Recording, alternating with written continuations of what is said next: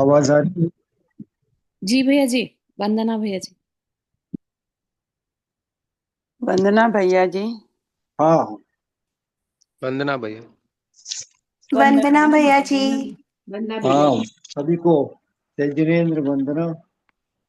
तेरी छत्र छाया भगवन मेरे सर पर हो, मेरा अंतिम मरण समाधि तेरे दर पर हो।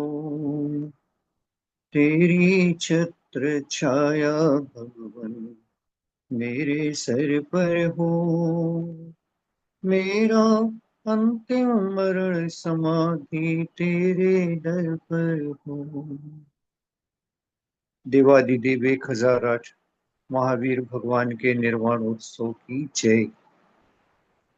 संत शिरोमणि परम पूज्य आचार्य गुरुवर विद्यासागर जी महामुनिराज की जय। 3 कम 9 करोड़ महामुनिराजों की जय। आप सभी को दीपावली की बहुत बहुत शुभकामनाएं एवं नए वर्ष जैन तिथि दर्पण के अनुसार वीर निर्वाण संवत 2552 कल से प्रारंभ हो गया है। यह नया वर्ष आपके जीवन में नई उमंग, नई खुशियां, नया उत्साह और नए वातावरण में आपको ले जाए। हम आप सब नए वातावरण में पुराने दुखों और पापों को भूलें। नया जीवन हमारे सामने है, उसको स्वीकार करें और अपने जीवन में ऊंचाइयां प्राप्त करें। ऐसी शुभ भावना से आप सभी को जय जिनेन्द्र।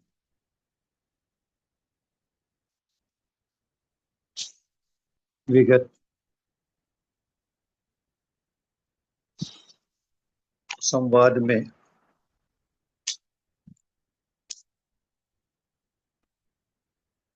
अपन ने भगवान के दर्शनों की विधि को जाना था और ये विधि जो कही गई थी वह उसका लक्ष्य मात्र एक है कि हम दुर्ध्यान से कैसे बचें।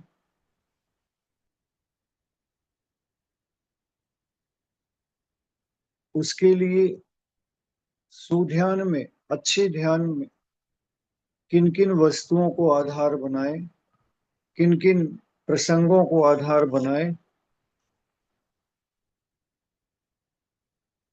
उसके लिए आचार्यों ने जो देवशास्त्र गुरु 3 मुख्य दिए हैं उनके आधार पर ही बहुत से भेद प्रभेद बन जाते हैं। देव को लेकर, उनके दर्शन को लेकर जो अपन ने अपना नजरिया रखा था वह दुर्ध्यान से बचने का एक सशक्त उपाय है और अपने पास यही उपाय है, इसके अलावा अन्य उपाय कोई है नहीं। क्योंकि हम सब संसारी प्राणी पूरे समय घर गृहस्थी में डूबे हुए अपने चारों तरफ मोह का वातावरण, राग की और द्वेष की तीव्रता लेकर प्रति समय अपना जीवन जी रहे। उन राग द्वेष कारणों के परिणाम तो कारणों से भी बन जाते। कारणों को देखकर, निमित्त को देखकर ये जीव बिना प्रभावित हुए रहता नहीं है। इसलिए कारण नहीं बदल सकेंगे हम, निमित्त को हम अलग नहीं कर सक पाएंगे, लेकिन उन निमित्तों के बीच में भी अपने आप का नजरिया बदलना, अपनी दृष्टि बदलना, अपनी सोच बदलना, अपने भाव बदलना, यही तो सम्यक दर्शन है। और सम्यक दर्शन कोई बड़ा भारी, बहुत हुआ नहीं है।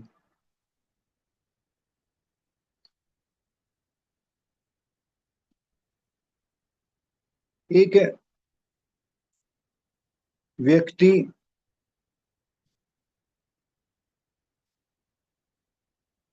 अपराध बोध से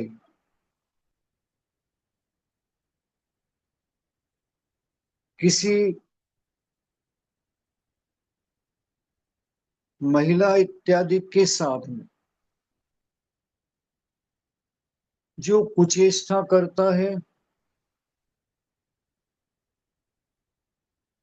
कदाचित उसे बेहोश करके अन्यत्र ले जाकर और नाना प्रकार की जो चेष्टाएं करता है,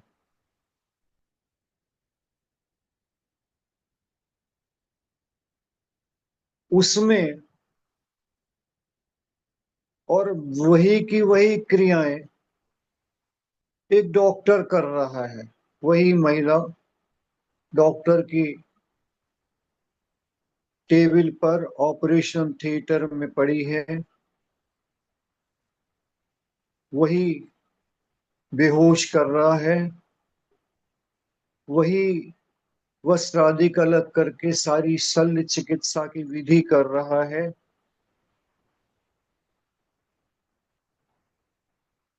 क्रियाएं देखने में एक सी हो सकती हैं, लेकिन मात्र नजरिया और भाव की भिन्नता से एक सत्कर्म कर रहा है, एक दुष्कर्म कर।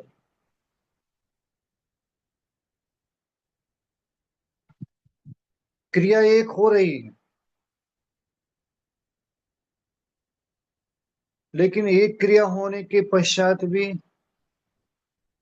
एक घोर पाप का बंध कर रहा है और एक कर्तव्य बोध से निष्ठ होकर अंदर में करुणा भाव जगाकर कि मैं इस माता का किस प्रकार उपचार कर दूं कि इसका रोग हमेशा के लिए वह समाप्त हो जाए। शल्य चिकित्सा करता हुआ सब कुछ गहराई से कर।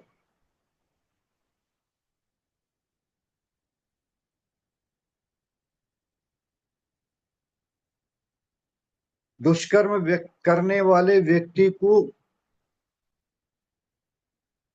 वह महिला समझ में आ रही, डॉक्टर को वही महिला पेशेंट समझ में, रोगी समझ में आ रही। उसके चित्त में एक समय भी ये विकार नहीं आता कि ये पुरुष है कि महिला है। उसे तो मात्र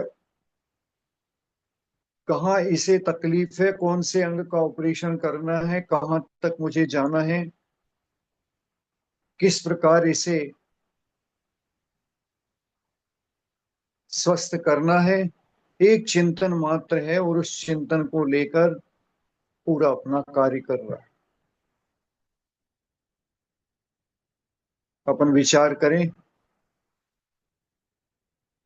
कि क्या फर्क है दोनों।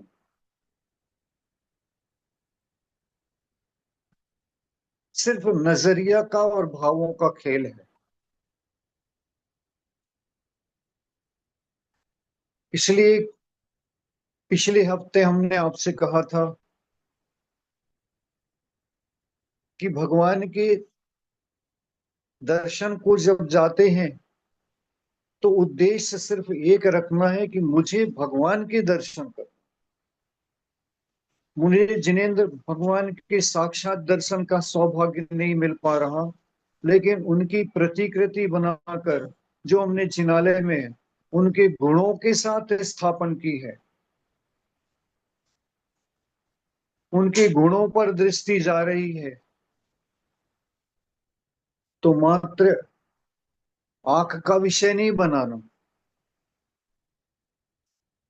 मात्र आंख का विषय नहीं बनाना, अपितु उनके सद्गुणों पर विचार करके जब हम उन्हें देखते हैं तो हमारा श्रद्धा से भाव भर जाता।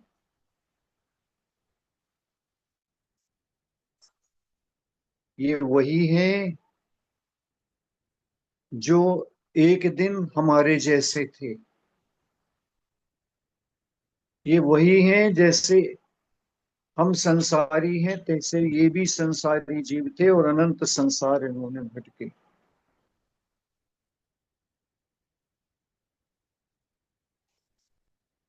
आपने स्वाध्याय किया है सबने, और उस स्वाध्याय में आपने मरीचि के पूर्व भाव यदि थोड़े से भी पढ़े होंगे, वही जीव भगवान के समूह शरण में भी दीक्षा लेकर उपस्थित था,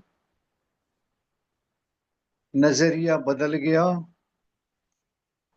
और अनंत संसार को भोगा।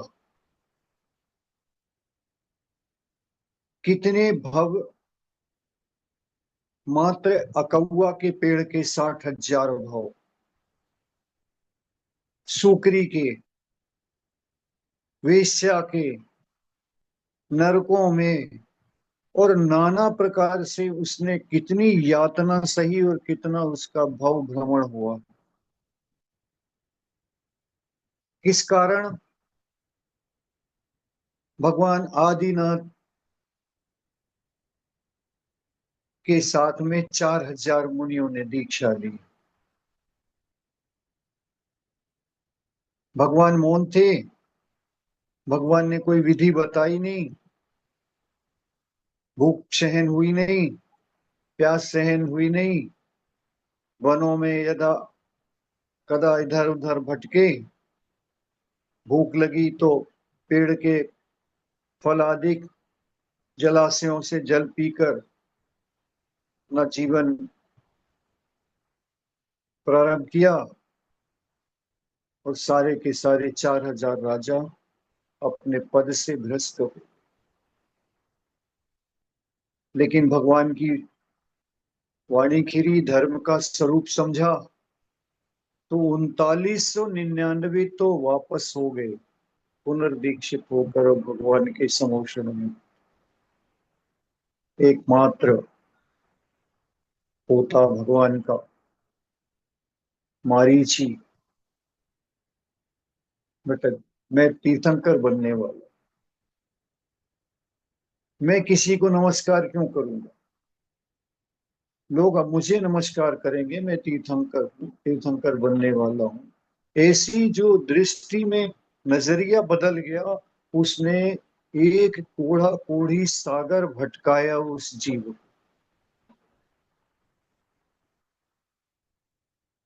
एक कोढ़ा कोढ़ी सागर कितना होता है, इसकी हम मात्र कल्पना भी नहीं कर सकते। इतना लंबा काल है, एक सागर का ही तो अपन सोच नहीं सकते, फिर एक कोढ़ा कोढ़ी सागर का मतलब 1 करोड़ सागर में 1 करोड़ सागर का गुणा करें।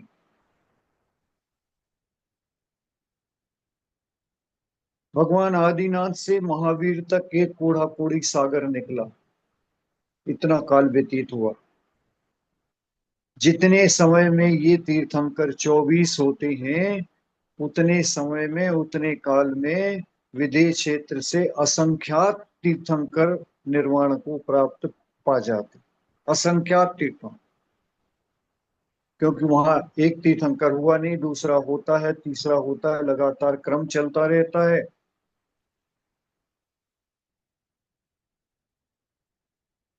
बीस से कम कभी होते नहीं, मैक्सिमम 160 होते हैं।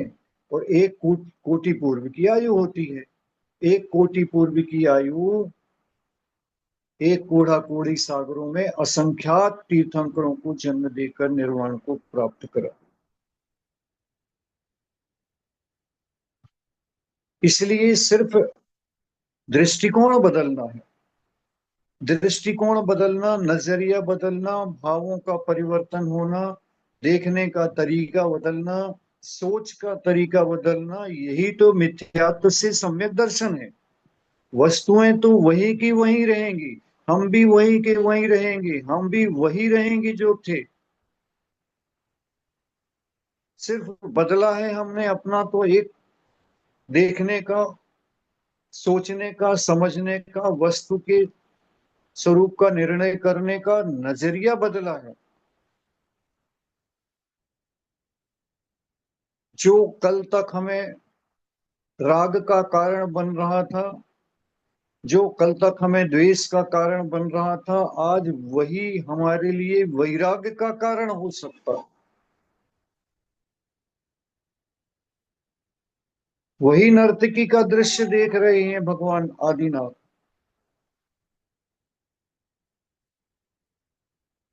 सारी सभासदों ने देखा, सारी जनता ने देखा, और वाह वाह करके तालियां बजा रहे हैं, नीलांजना का नृत्य देख रहे हैं।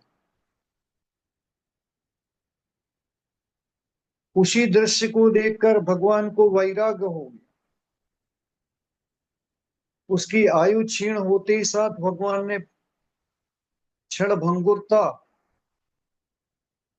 जीवन की पहचान ली, उसको विषय बनाया, ध्यान बनाया, उसको चिंतन में वह धारा बनाई और वैराग्य हो गया। सारे सभासदों को हो सकता है उसमें हम आप भी रहे हो, तालियां बजा बजा कर उसके नृत्य की अनुमोदना करी। कारण एक है, एक राग का कारण है, एक के लिए वैराग्य का कारण। हमें संसार नहीं बदलना, हमें परिवेश नहीं बदलना, हमें दृष्टि बदलना, देखने का सोच बदलना। इसलिए प्रश्न किया था चारू जी आपका कि बचपन की भोगी हुई वस्तुओं की स्वाद, देखी हुई वस्तुओं की अवस्था, उसमें जो स्मृति आती है, स्मरण आ जाना अलग वस्तु है। स्मरण आ सकता है, ज्ञान का विषय, लेकिन उस स्मरण में आज हमारा नजरिया अगर आसक्ति पूर्वक है, एक शब्द आचार्यों ने बहुत अच्छा दिया, आसक्ति है। आपने कोई चीज भोजन में भोगी थी और उसकी याद आज भी आ रही है, और याद स्मरण आ जाना सहज भाव से अलग है, लेकिन वह जो थी उसका स्वाद मुझे आज भी स्मरण में है। मुझे ऐसे स्वाद को आज भी प्रिय लग रहा है, और मुझे अपेक्षा रहती है, भावना रहती कि उस प्रकार का मैं एक बार और स्वीकार करूं, मुझे एक बार और मिले।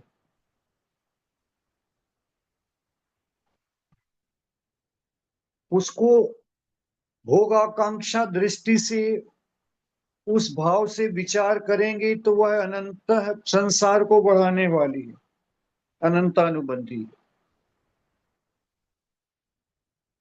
और उसी वस्तु को याद करके, उसी को स्मरण करके, अपने वर्तमान पुरुषार्थ को प्रमुख करके, विचार करके हम जब ये सोचते हैं कि उस तरह देखो हम एक एक वस्तुओं पर कितना लट्टू होते थे, अब हम अब हम समझदार हैं, और हमें इस प्रकार के पांच इंद्रियों के विषयों की भोग आकांक्षा नहीं रखनी, बल्कि अपने उस भोग आकांक्षा जो रखी थी, गृद्धता जो हमारे पास थी उस समय की जो आसक्ति हमारी भोग के संबंध की थी, उस आकांक्षा को हमने धर्म भाव से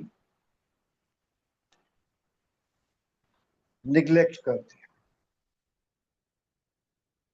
वह मेरी भूल थी, राग की चरम सीमा थी। वस्तु तो वस्तु में होती है, आने में खाने में आएगी, उसका निषेध नहीं कर रहा। लेकिन एक व्यक्ति उपेक्षित भाव से खाता, उसे स्वाद नहीं आता। क्या आता है? मुनि महाराज के हाथ में अंजलि में रखकर आप रसगुल्ला रखोगे तो उन्हें रसगुल्ला का स्वाद नहीं आता? क्या आता है?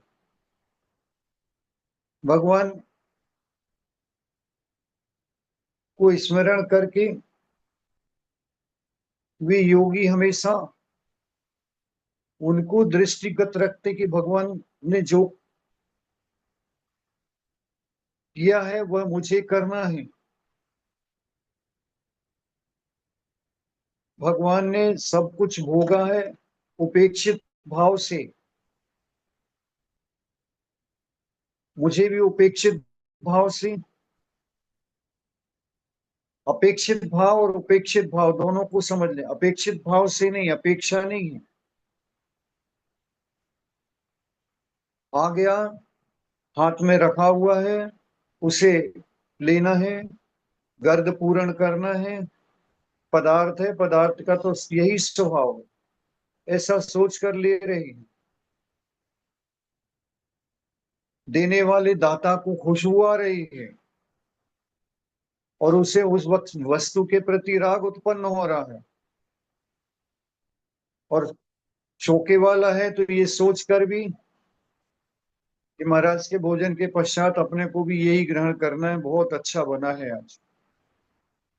अब दोनों के संबंध में विचार करो। इसलिए नजरिए को बदलना है।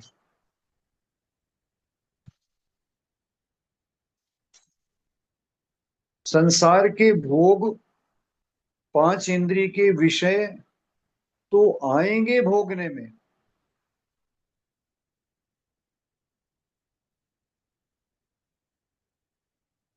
लेकिन हमारा दृष्टिकोण क्या है भोगने का? जैसा हमारा दृष्टिकोण है, जैसा हमारा सोच है, जैसे हमारे भाव है, उसी प्रकार से वह हमारा भाव सत्कर्म में दुष्कर्म में बदलता है।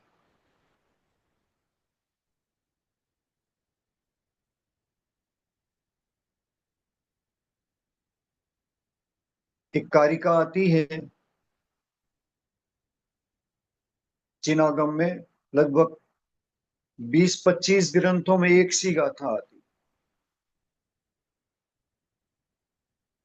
जोगा प्रदर्शित, जोगा प्रगति प्रदेशा, खिड़ी अनुभागा कसाए दो तीन।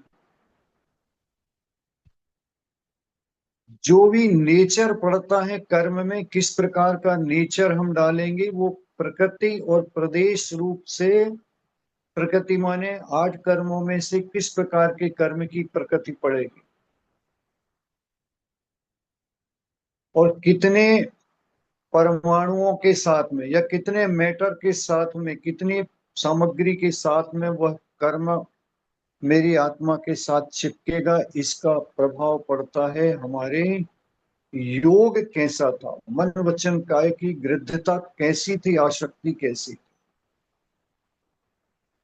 किस प्रकार की।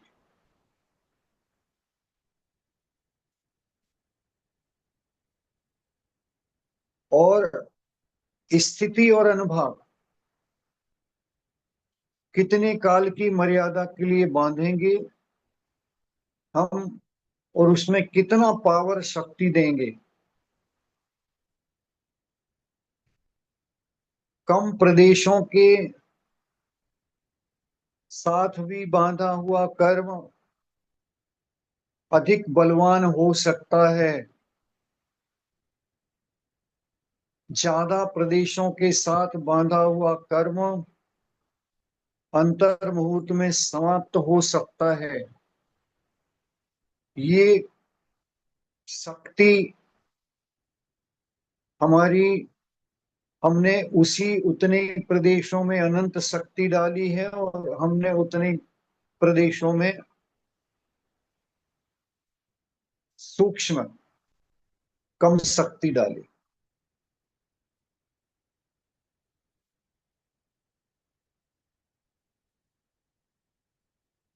ज्यादा प्रदेशों का इकट्ठा होना इस बात का सूचना नहीं है कि बहुत बड़ा कर्म है।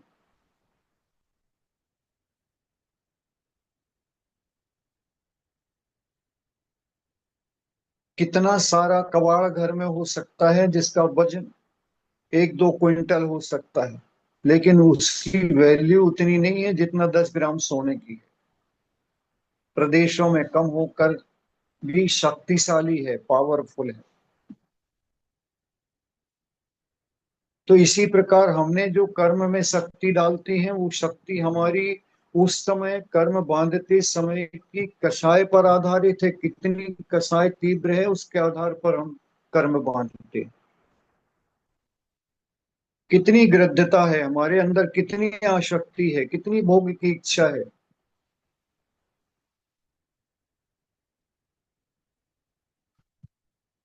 वे चक्रवर्ती उसी वैभव को पाकर वैराग्य को प्राप्त कर मोक्ष को चले गए।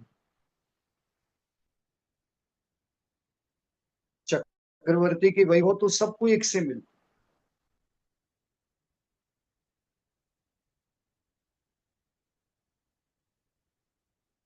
कितना भोग है उनके साथ, 96 करोड़ पत्नियां, रानियां,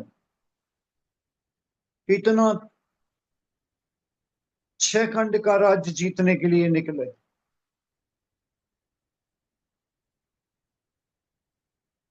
देखने वाला सोचता कितनी हिंसा की होगी,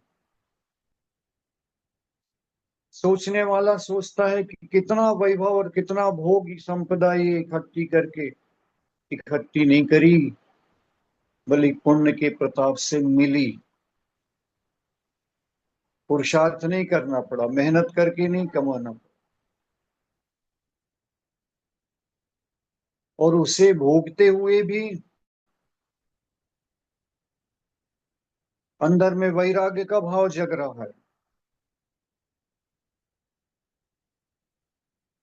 दूसरे चक्रवर्ती को आसक्ति का भाव आ रहा है, मात्र भोजन में आसक्ति का भाव आ रहा है। उसी परिवेश में वे ही चक्रवर्ती पुण्य पुरुष होते हुए भी एक मोक्ष जा रहा है, एक स्वर्ग जा रहा है, एक नरक जा रहा है। ये बारीकी हमें पकड़नी है। बस जिस दिन हमारी दृष्टि में ये आ गया कि वस्तु एक सी है, योग्यता एक सी है, सामग्री एक सी है, वैभव एक सी है, भोग एक से है, और उसके बाद भी भावों में तरतमता क्या है।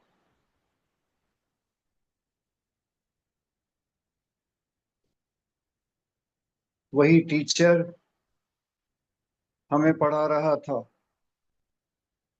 वही टीचर हमारे क्लास के सभी बच्चों को पढ़ा रहा था, एक सा पढ़ाया,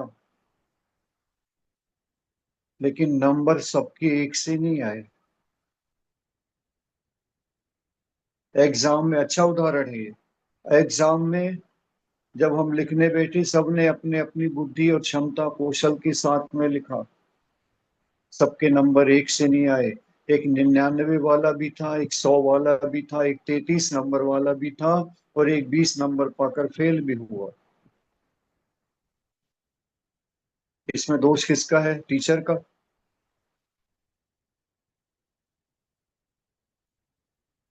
कि कॉपी जांचने वाले का? आजकल के बच्चे तो सबसे पहले दोष देते हैं, जांची नहीं अच्छे से।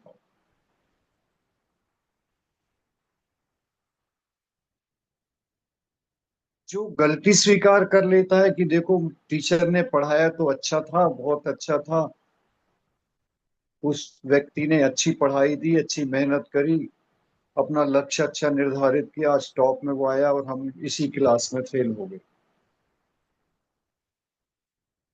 और वो अपनी गलती को भूल करके, ऐसे अनेक उदाहरण हुए हैं, उसने अपनी गलती की भूल को अपना स्वीकार किया और उसी क्लास में पुनः मेहनत करी, और अगले साल जब एग्जाम देने बैठा तो उसका रिजल्ट उसके टॉप लेकर आया क्लास। व्यक्ति बालक वही का वही है जो पिछले साल उसी क्लास में फेल हुआ था, आज टॉप में आया।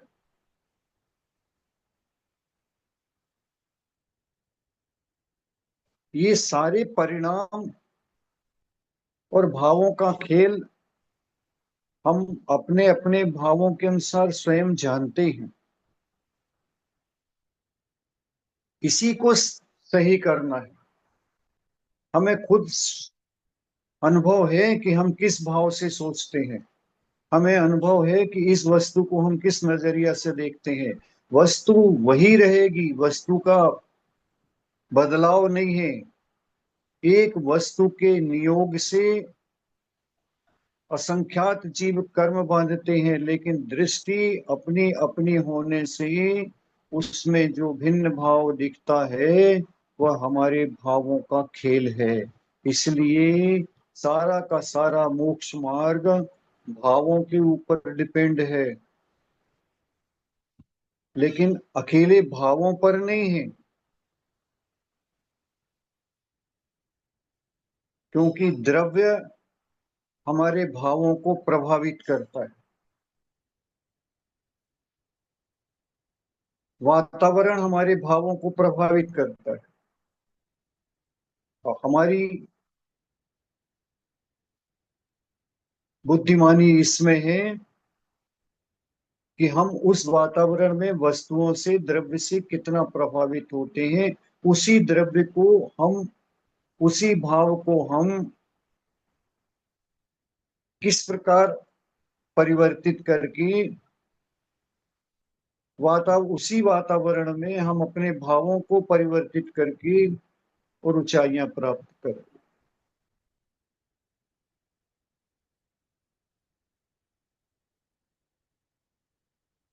इसलिए प्रैक्टिकल लाइफ जीना है, रटी रटाई जिंदगी नहीं जियो।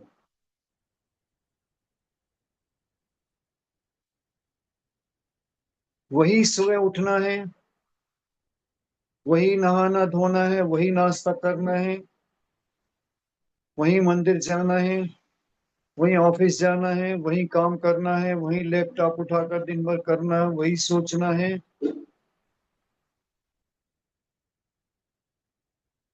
इन सब में जिस समय जो कार्य कर रहे हैं उसको निहायत पूरी ईमानदारी से,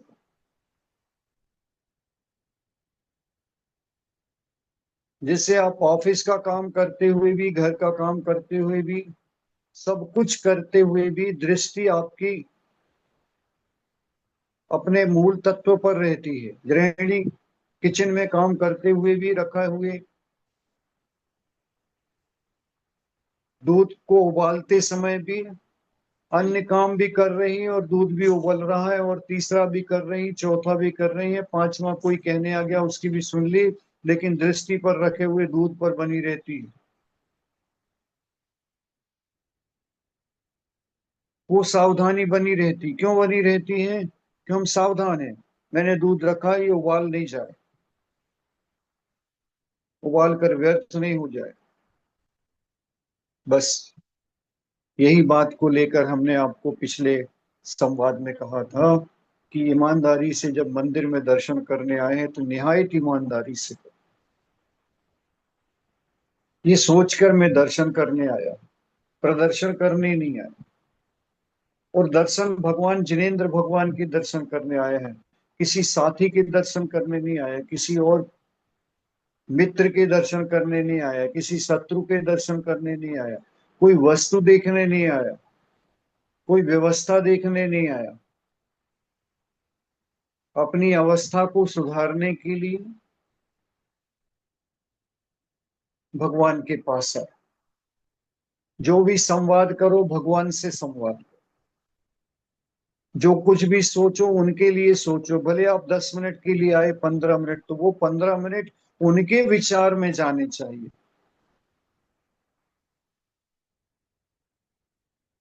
हाँ, किसी ने हमसे यहाँ पर भी प्रश्न किया था कि अब मंदिर के अंदर बैठे हैं और कोई जरूरी बात याद आ गई या जरूरी कार्य याद आ गया और सामने वाले से बोलना अनिवार्य है। हाँ, उसके लिए निषेध नहीं कर रहे, लेकिन हम इतना कहना चाह रहे हैं कि मंदिर के अंदर ही करें ये अनिवार्य है क्या? यदि हम उसको ये कह सकते हैं कि थोड़ा 1 मिनट के लिए आप मंदिर से बाहर आ जाओ, हम एक बात करनी,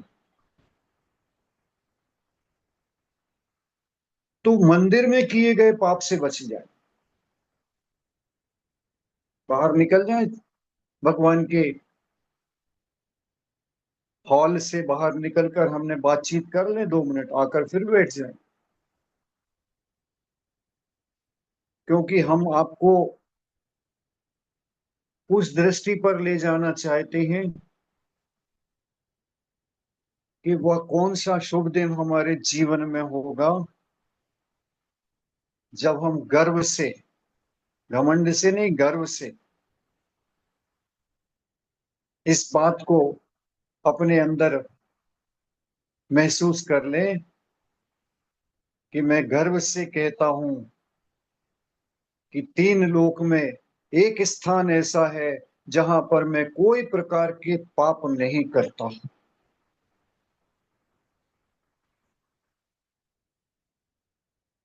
एक स्थान 3 लोक में ऐसा है, जिनेन्द्र देव का वह मंदिर, जिसके अंदर, चौखट के अंदर जाते ही मैं अपने भावों को भगवान के गुणों पर,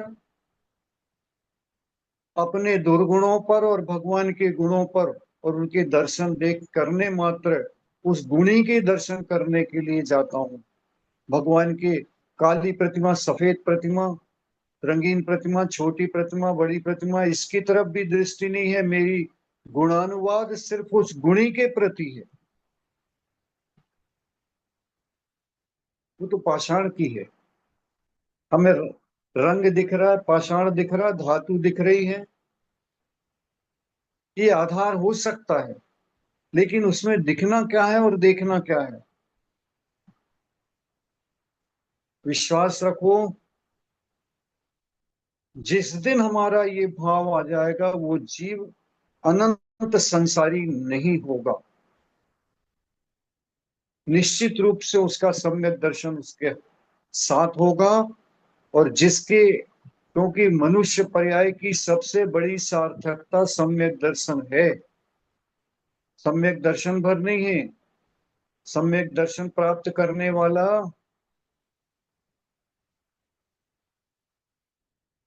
यदि पदार्थों का ज्ञान सम्यक नहीं है और चारित्र अंगीकार करने की भावना नहीं है, तो उसका सम्यक दर्शन पर प्रश्न चिन्ह है।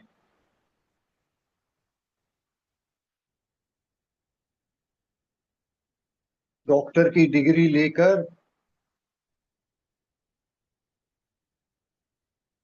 करुणा भाव नहीं है अंदर में, दूसरे की सहायता करने का भाव नहीं है, सामने आया हुआ पेशेंट की चिकित्सा करने की इच्छा नहीं हो रही है, तो वो डॉक्टर नहीं है।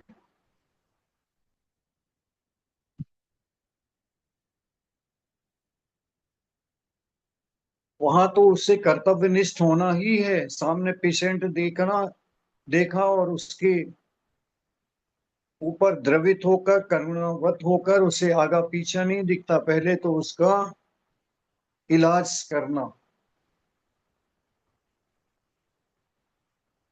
उसी प्रकार जिनेन्द्र देव को देखा हमने, अब हमें कुछ आगा पीछा नहीं दिख रहा है, मुझे तो भगवान दिख रहे हैं और भगवान के गुणों पर दृष्टि जा रही है। क्या जा रही है दृष्टि?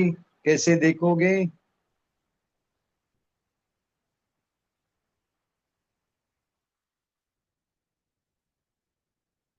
सकल गेय ज्ञायक तदपि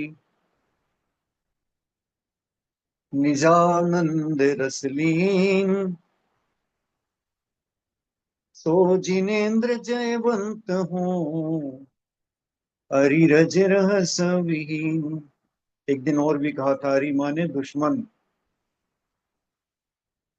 सबसे बड़ा दुश्मन मोहिनी कर। रज माने आवरण, रज माने धूल होती है, आवरण होती। ज्ञानावरणी और दर्शनावरणी दो कर्म आवरण रूप है, और रहस्य अंतराय कर्म है। चार कर्मों से रहित भगवान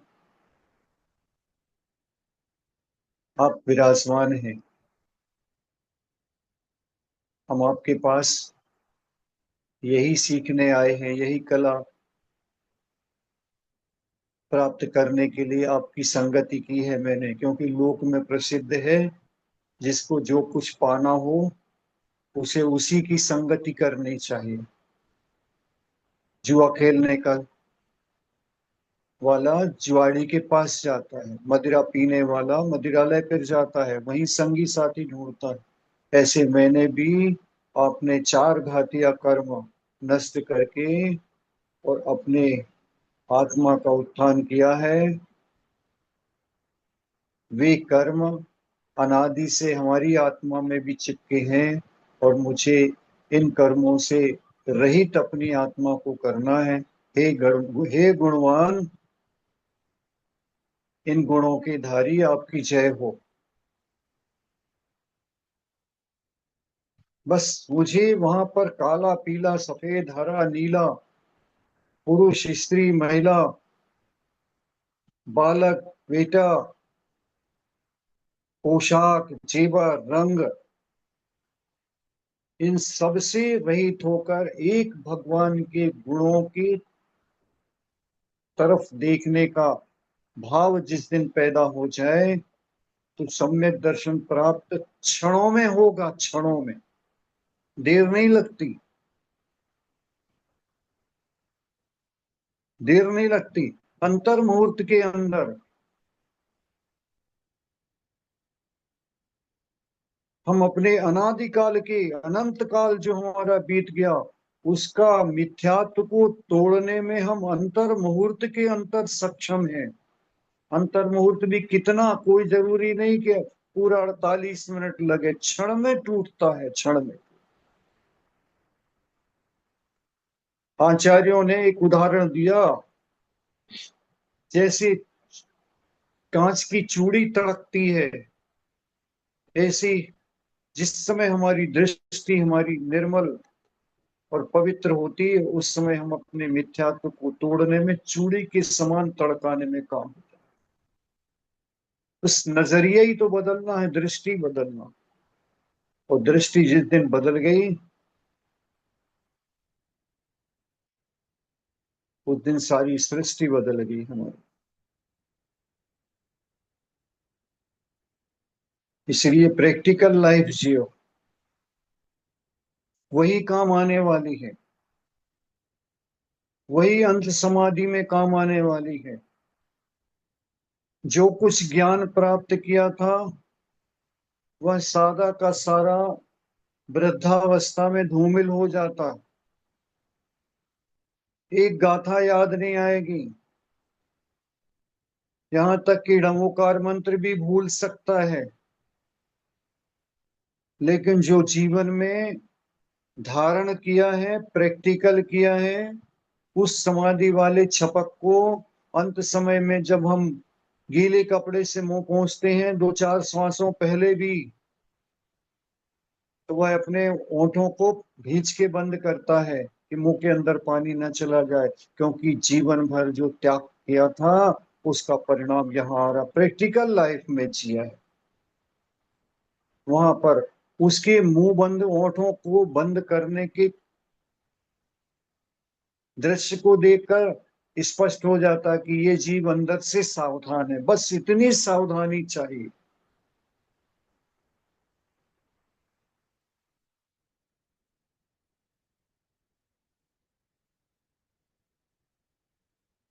एक एक दिन का रस परित्याग करते हैं भोजन में, किस लिए करते हैं? क्या तेल नहीं खाएंगे, आज घी नहीं खाएंगे तो उससे हमारा कुछ बन जाएगा, बिगड़ जाएगा? नहीं, आसक्ति घटानी है। कोई प्रश्न करते हैं मुनि महाराज को नमक नहीं लेते तो इनको नमक का स्वाद आता है? जब तो अंतराय करते। जो नमक का त्याग किया होगा और एक ग्रास में भी आ जाएगा कोई वस्तु में नमक, और अंतराय हो गया। क्यों हो गया? क्योंकि इसका त्याग था, आपने दे दिया।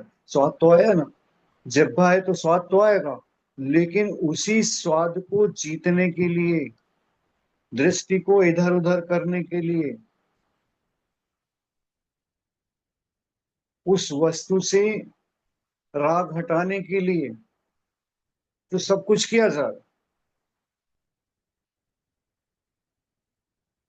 अभ्यास किया, उस उपयोग नहीं रहा। इसलिए आचार्य महाराज कहते थे हमेशा कि वस्तु का स्वाद आप जानते ही नहीं। आपने मूंग की दाल का स्वाद भी लिया है तो घी के, नमक के, जीरा, तड़का, इसके संयोग से लिया है। उबली हुई मूंग का स्वाद तो आप जानते, यथार्थ मूंग का तो स्वाद आप जानते ही नहीं, आपने आज तक लिया ही नहीं। आपको ओरिजिनल तो किसी चीज का स्वाद पता ही नहीं है, आपने तो मिले जुले को लिया है। जब भी लिया मिले जुले को लिया। तो वहां पर आसक्ति घटानी है। एक दिन के एक वस्तु के त्याग से कुछ बन बिगड़ नहीं रहा, लेकिन उस संबंध में आसक्ति जीती है। हमने हमने उस रस को जीता है।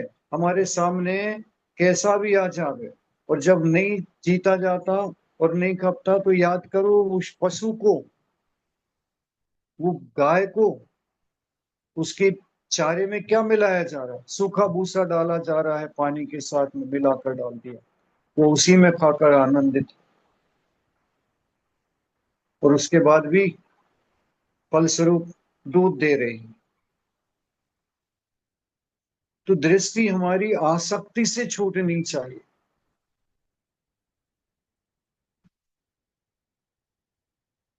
आसक्ति जब तक नहीं छूटी है,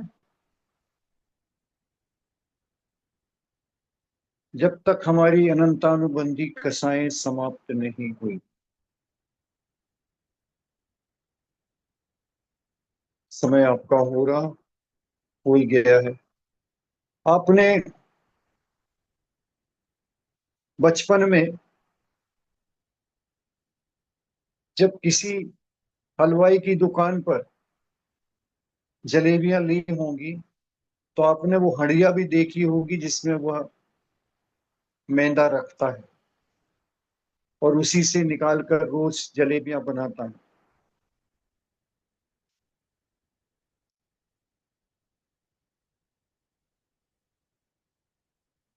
उस मैदा की हंडी में वह कभी सफाई नहीं करता। उस हंडी को एकदम बिल्कुल जीरो मैदा कर दे और सफाई करके धो के अच्छे से रगड़ के ब्रश से और साफ करके फिर उसमें दूसरे दिन की डालें, ऐसा नहीं करता।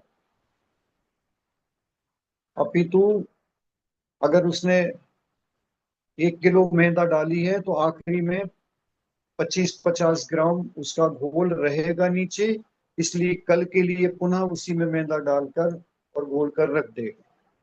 वो उसकी लगार, लगार बोलते हैं इसको, वो उसका संस्कार, उसकी लगार कब तक रहेगा उस हंडिया की? जब तक वो हंडिया फूटी नहीं। यानी अगर उसकी हंडिया 5 साल चली है तो उसमें 5 साल पहले जिस दिन मैदा लगाई थी उस दिन की लगार से आज तक उसमें संस्कार और लगार चली आ रही, एक भी दिन उसकी लगार टूटी नहीं।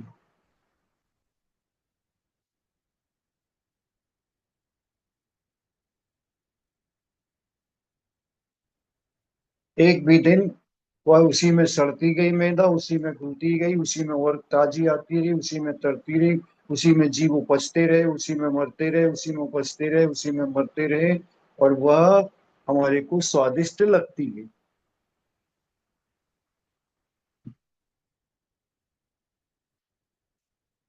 कहा जाता है कि अच्छा खमीर उठता है इसका।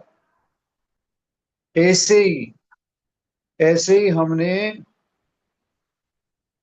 एक वस्तु का सेवन किया था और उस वस्तु को लगातार लगातार याद करते करते आज भी अगर याद कर रहे हैं और उसी आसक्ति भाव से कर रहे हैं, और ये लग रहा है कि इसका तो स्वाद अब और नित नए प्रतिदिन अच्छा आ रहा है, और वह स्वाद बना हुआ है, वह भोग बना हुआ है, उसकी स्मरण स्मरण आना अलग बात है, हमने पहले भी कहा था।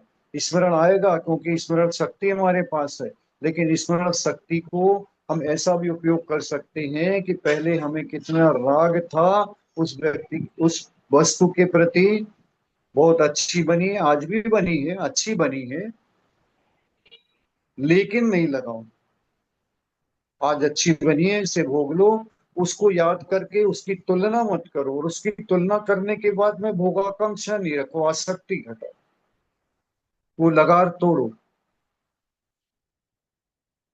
बस लगार तोड़ दी, वह हमने उसकी अनंतानुबंध जन स्थिति तोड़ दी, आसक्ति हमारी नहीं है, आएगा तो ठीक है, नहीं आएगा तो ठीक है, स्वाद जैसा था कैसा है, वस्तु में स्वाद कल भी था, आज भी है, हो सकता है हमारे को उस दिन रागांश ज्यादा रहा तो हमें उस भाव में राग रहा हो, आज उसी में वैराग्य है, उसी भाव को भोगते हुए वैराग्य को प्राप्त हो जाए। ये दृष्टि का नजरिया हमें परिवर्तित करना है, और ये परिवर्तन हमारे जीवन में ये हमारे जीवन में प्रैक्टिकल से आएगा। हमने कितना भी सुना है, हम कितना भी आपको सुना रहे हैं, इससे हमारे जीवन में भी परिवर्तन नहीं आएगा जब तक हम उसे समझकर प्रैक्टिकल रूप में नहीं दें। इसलिए अपन जो भी जान रहे हैं, जो भी समझ रहे हैं, जो भी पढ़ रहे हैं, उसको पढ़ने के बाद जीवन में उतारना अनिवार्य है। जीवन में उतरेगा नहीं तो वह कोरे ज्ञान का विषय रह जाएगा, कालांतर में विस्मृत हो जाएगा, और हमारे कोई उपयोग में आने वाला नहीं। इसलिए जितना जाने उस पर, पुनः कहता हूँ, 5 मिनट अपने लिए सोने के पहले बेड पर आने के ऊपर 5 मिनट अपने लिए दें, अपने जीवन के उत्थान के बारे में सोचें, अपनी कमी के बारे में सोचें, कमी को बार बार याद करें, और उस कमी को निकालने का प्रयास करें, संकल्प करें कि ये कमी मुझे जीवन में निकालनी, भले एक दिन में मैं नहीं जीत पाऊंगा, महीनों लगे, सालों लगे जीतने में, लेकिन मुझे जीतना है। और विश्वास रखो, संगी पंचेंद्री है, मनुष्य पर्याय पाई है, तो उसको जीतने में, क्योंकि हारने में हम ही समर्थ थे तो जीतने में भी हम ही समर्थ। और इस प्रकार की जो चिंतन धारा हमारी आ जाएगी, वो अनादिकाल से आज तक नहीं आई। ऐसी धारा के द्वारा हम अपूर्व करण, इसको कहते हैं अपूर्व, बिना पूर्व में ऐसा कभी नहीं किया, उस अपूर्व करण के द्वारा अपने मिथ्यात्व को तोड़कर सम्यक्त को प्राप्त करके अपना भविष्य सिद्धों की श्रेणी में नाम लिखा लेना।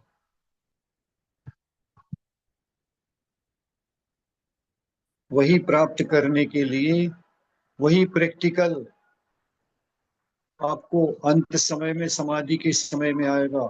ज्यादातर जितने भी केस आते हैं उसमें वृद्धों के, वृद्धाओं के केस आते हैं, हमसे ये नहीं खपता। वृद्ध वाले ने बोला, अब आपको बिना शक्कर का ले लो, हमसे नहीं पीता। यही प्रैक्टिस करना है। त्याग नहीं कर रहे, लेकिन जैसा है, जिस समय जो है, जब है, एक सूत्र दे रहे हैं, जो है ध्यान से इसको अपने आप एनालिसिस करना, विश्लेषण करना, फिर हम खोल देंगे कभी इसको। जो है, जब है, जैसा है, जितना है, पर्याप्त है। जो है, जब है, जैसा है, जितना है, मेरे पास पर्याप्त है, मैं उसमें आनंद का अनुभव करता हूं, मेरे लिए सफिशिएंट, बहुत पर्याप्त है। ऐसी संतुष्टि जिसके जीवन में आएगी वही जीव अपना उत्थान कर सकेगा, इस मनुष्य पर्याय का भरपूर लाभ ले सकेगा। अन्यथा आज तक जैसे मनुष्य पर्याय पाई, ये भी मनुष्य पर्याय पाकर उसी प्रकार त्रियंचवत जीवन, वह भी एक त्रियंच भी अपने लिए, अपने बच्चों के लिए जोड़ता है, जुगाड़ करता है, भोजन कराता है और सब जीते हैं। इसलिए ऐसा जीवन नहीं जीना, त्रियंच के समान नहीं जीना, अपितु बुद्धिमान बनकर, बुद्धि का प्रयोग करके, ज्ञान का प्रयोग करके मनुष्य पर्याय की सार्थकता को जानते हुए इस मनुष्य पर्याय को सार्थक करना ही है। यही हम आपका, हमारा भी और आपका सबका यही लक्ष्य है। इसलिए हे भगवान, हम सब प्रार्थना करते हैं कि सबको लक्ष्य की प्राप्ति हो और सब अपने जीवन को सार्थक बनाए। ऐसी पवित्र भावना से आप सभी को जय जिनेंद्र, जय जिनेंद्र, जय जिनेंद्र। वंदना भैया जी। वंदना भैया जी। वंदना भैया जी। वंदना भैया जी। हाँ, वंदना हाँ, भैया जी। वंदना भैया जी। हाँ, वंदना हाँ, भैया हाँ, जी। भैया जी। वंदना बहुत भैया सुंदर जी। संबोधन दिया भैया जी। हैं? बहुत सुंदर संबोधन दिया भैया जी। हाँ, ठीक है, सबको पसंद आ रहा है। बहुत सुंदर, जी बहुत जी, ही बहुत सुंदर पसंद भैया आ जी। रहा है। बहुत अच्छा जी, वंदना भैया। बहुत अच्छा समझा रहे हैं आप। अब वो अपने को समझ में भरा जाए। अपन ने सुना तो कई बार है, भगवान की वाणियों को अपन ने प्रकारांतर से सुना तो कई बार है, लेकिन प्रैक्टिकल बनाना है। वो जीवन में जितना एक कदम भी चलेंगे जिस दिन हम, उस दिन अपने को सौभाग्यशाली मानना, उस दिन मंदिर में घी का दिया जलाना कि आज मैं इतना तो कर पाया हूँ। जी। जी, वंदना भैया जी। ठीक है, जय वंदना जिनेंद्र भैया, सभी। जय जिनेंद्र, वंदना भैया जी। हाँ।